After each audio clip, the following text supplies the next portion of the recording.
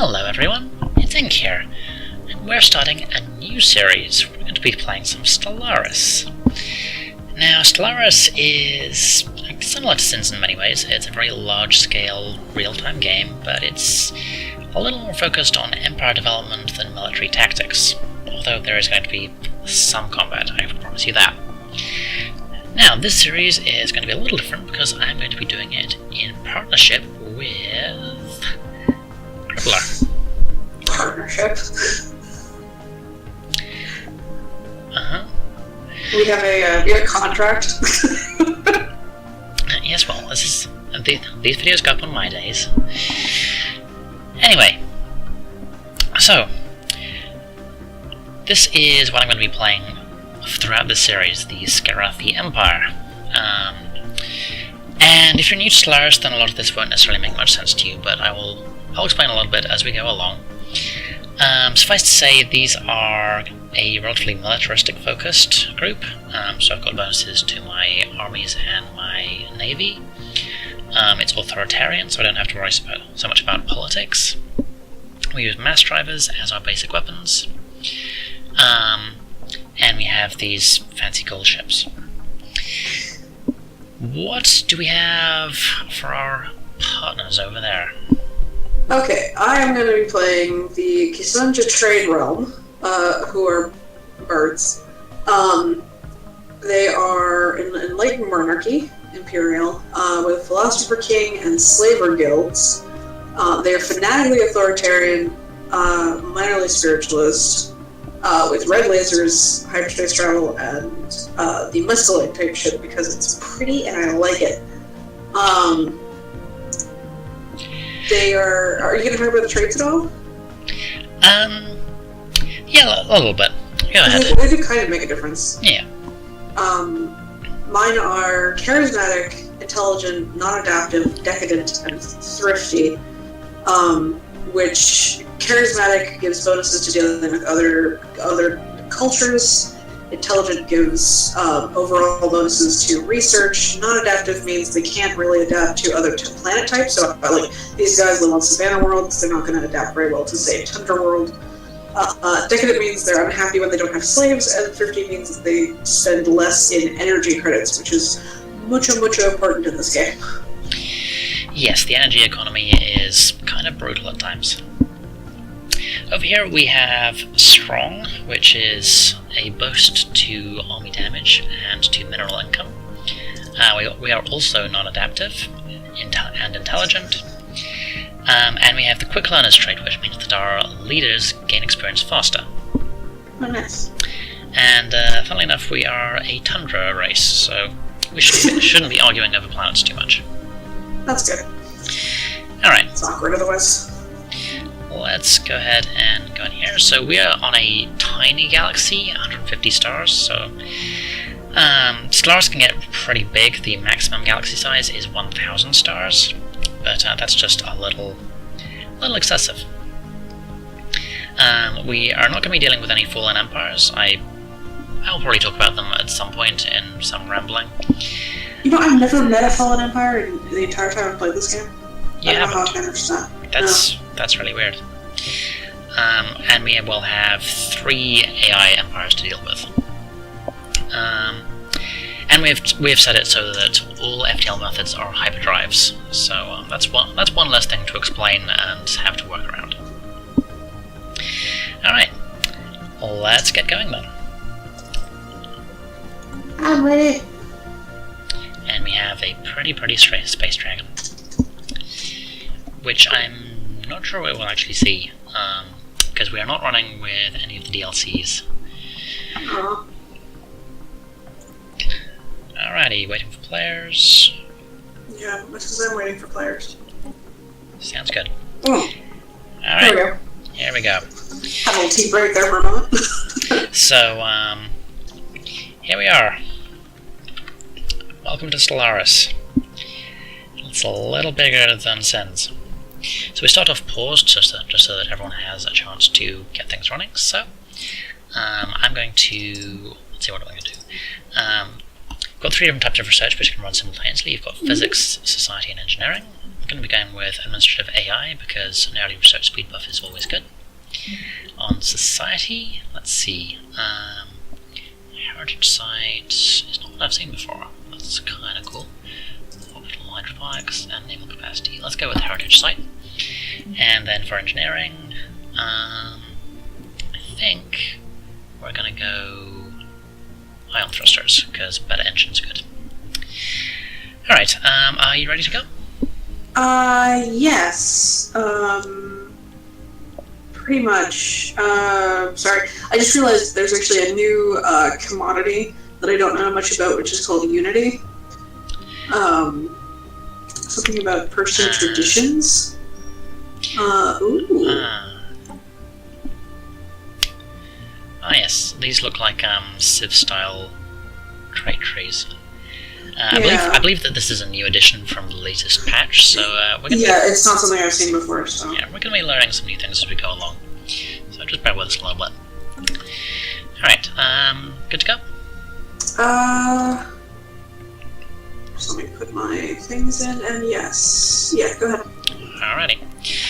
So, first thing, we have our science ships, which are very important because you need to survey everything. Survey all the things.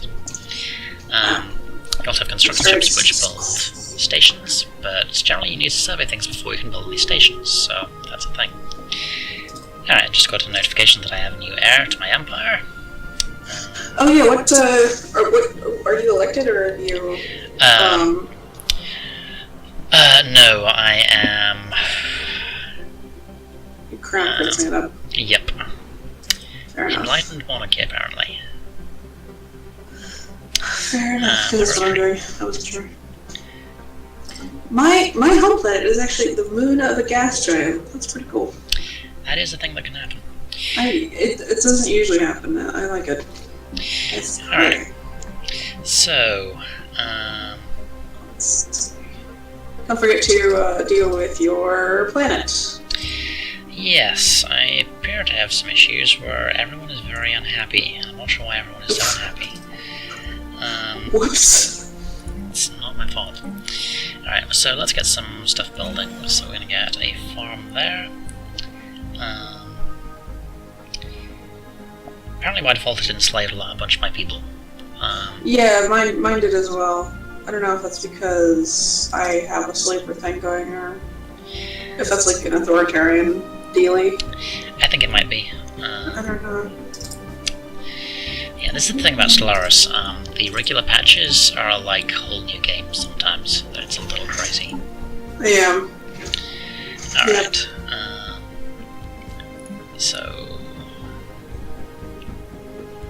I don't have any blank areas on my base planet, and I'm not sure that's a good thing.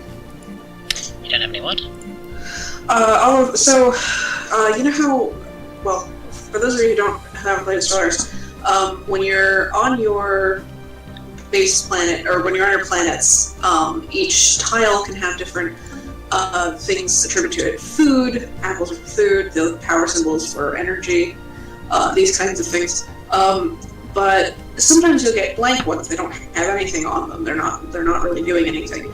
And I don't have any, which can be a bad thing because there are some buildings. Because when you build something on it, it basically removes, unless it's like balancing off of that, it removes the other resource that's there, and will just give you whatever the resources that it gives you. And that's like, no, I don't know. That's a thing. There's a thing. Over here we just got our first anomaly, which is something that can show up sometimes when you're surveying. And I need a science ship to go and take a look at it. Look at our science ship, it's so pretty. And they have a chance to fail, and either way something will happen. So this is a abandoned solar sailor apparently, so we'll see what happens with that. In the meantime, you can see that we have a few icons popping up. So our star can produce physics research if we drop a station there, and we have a moon over here which can produce engineering research. Oh, you're doing well. Not too badly. I would like to get... so we've finished our research on the solar sailor, and that gives us a bunch of engineering research. Cool. Oh yeah, what part of the map are you in? That's a good question. I am bottom right. Oh cool. Okay, we're not super far away like we have been before. I'm top right. I'm actually closer into the center. Alright. Alright, so that was a little event. Seemed like people were talking about the fact that, hey look, there's been a thing that happened, so... specifically about finding evidence of aliens, so that's cool. Oh yeah, people get very excited about that. Aliens. I mean, I'd be fucking excited if we went out to Saturn and it's just like, we found a monolith, and be like, yeah! Yes, well. So we've finished building our farm on the surface. System survey complete. But I can't actually do anything at the moment because the population here hasn't finished growing yet. So when that's done, then things will actually start happening. And we have a bunch of unhappy dudes. So I'm gonna have to work out what we can do about that. Is there anything we can do to try and buff up our happiness? I think the answer currently is probably no, but we'll see. Ah, okay, lovely. We have an energy thing, and our science ship has finished doing its thing. So it's time to go look at another system. So the hyperspace FDL system means that you see this long grid of lines around the place.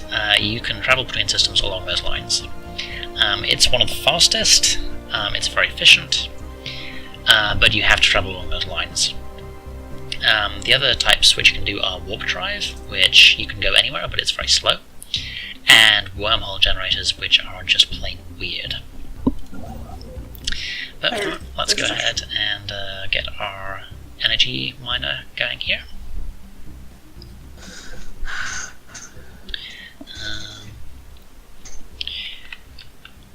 And yep, we have moved up to here. I remember when Stellaris first came out, generally you had to deal with a lot of random aliens around the place. That's been heavily toned back. There are a lot fewer aliens, but the ones you do find tend to be a lot scarier. Like, when I say aliens, I don't mean like dudes and ships, I mean giant space monsters. Yeah. Yeah, megafauna was one of my favorite things to find on a planet. So we have an event chain here. Situation log Precursors. updated. And that basically means that we have to run around and find artifacts all around the galaxy, which will tell the story of a particular precursor civilization. And if we can get all of them together, then we'll get a cool bonus. So it's a very involved game. There's a lot of stuff going on, which Unidentified object gives it a... Oh, hello, someone's coming. Situation log updated. Evading hostile fleet. Oh boy. Here. So we just got something unpleasant show up. Oh lovely, we got space amoebas. Space amoebas? Space amoebas. I thought the space cows were... Or not the space cows. No, you're thinking the space cows are fine. The amoebas are terrifying. Oh. So you see the big 1k value there? Yeah, that means that they have, between these three big ones and the 7 little ones, they have a total strength of 1000. Our military has a total of 106, so that's a problem. So we need to work out what we can do about that. And the way we do that is we set a special project going. We have encountered something we don't know about, so we can divert research to try and have a look at that. Cool, one of our scientists just gained a level, doing his surveying thing. Okay, and we have actually surveyed this planet, which will be a good option for our first colony. You can see it's a little smaller, it's not great, and there's a bunch of these obstacle tiles, which means you need research to be able to get rid of them. But still not bad, not bad. We will keep in mind as an expansion option.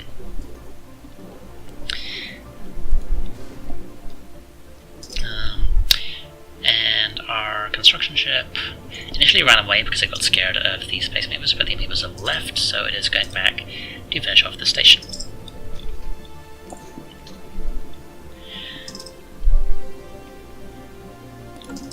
Let's take a quick look at our research. You can see that our society research is on pause because we're researching the space amoebas.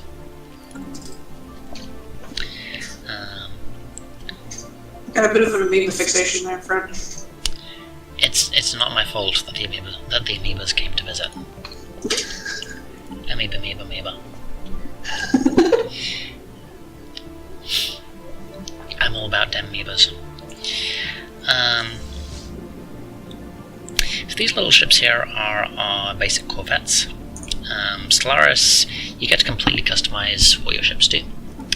If we take a quick look here, not much to be talked about just yet, but here we go.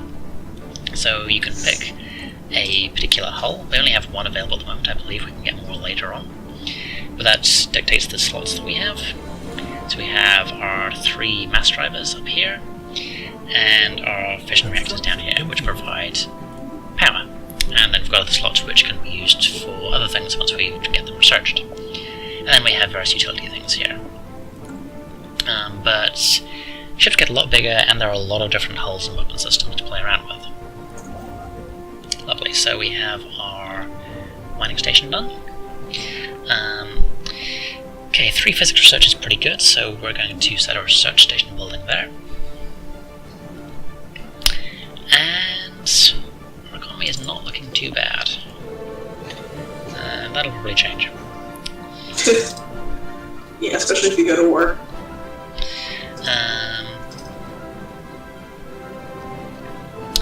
So for the meantime,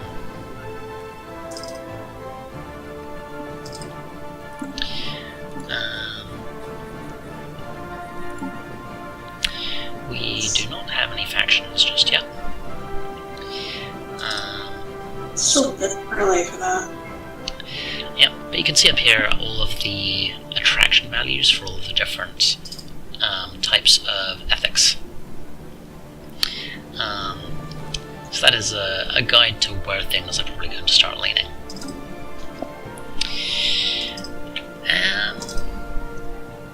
So, we haven't got a huge amount done because this game takes a while to explain initially, but in the next episode we are going to kick off, do a little bit more exploration,